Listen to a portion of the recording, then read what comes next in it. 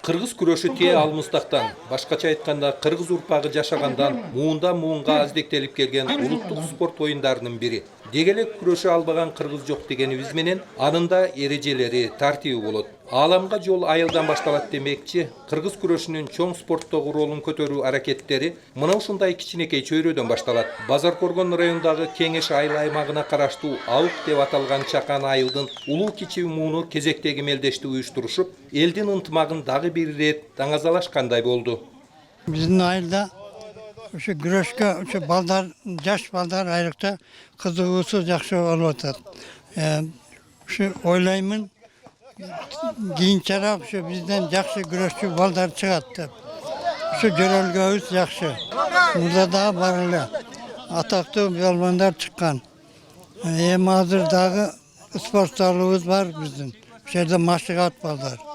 Жакшы, келечекте түбөлүгү ошо жакшы мындай көрүнүктүү күрөштө турган балдар чыгат деп ойлоймун. Айтымдарга караганда кыргыз күрөшүнүн негизинде күрөштүн башка түрлөрү пайда болгон делет. Ырасында да кыргыз урпагы той аштарда, кандайдыр бир датталуу салтанаттарда сөзсүз түрдө күрөшкө түшүп, балбандар аныкталып турган. Чыгармачыл сапарда жүрсөк да, элеттиктердин мындай бүйүр кызыткан таймашуусун карап туруп, өз күчүн, дараметин сынап көрүү үчүн биздин кесиптеш Жалал Абад медиа борборунун техникалык директору Искендер Шекербеков да күрөш аянтчасына чыгып, атаандаштарынын бардыгын утуп, баш байгени жеңип алды.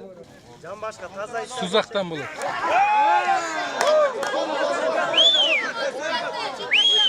Болду, таза болду.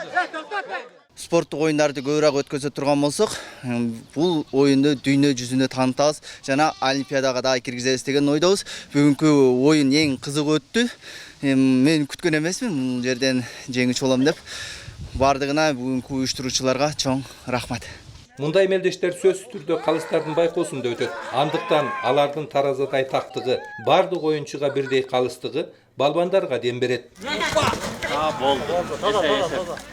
Акыркы күндөр ушу кыргыздын улуттук салты күрөшкө абдан кызыгып атат жаштар.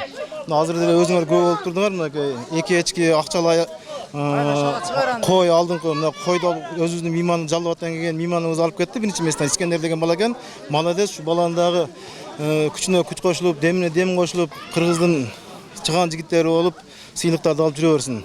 Айылдык жаш балбандардын аракеттин, дымагын байкап отуруп, ушул балбандардын арасынан келечекте Кыргызстандын желегин бийик көтөргөн, даңкын далайга чыгарган чемпиондор чыгышына ишеним арттык. Ал эми мындай мелдештер элдин биримдигине жана ынтымагына өбөлгө болору айкын. Маматкадыр Маматалиев, Буркан Матов, Базаркоргон району.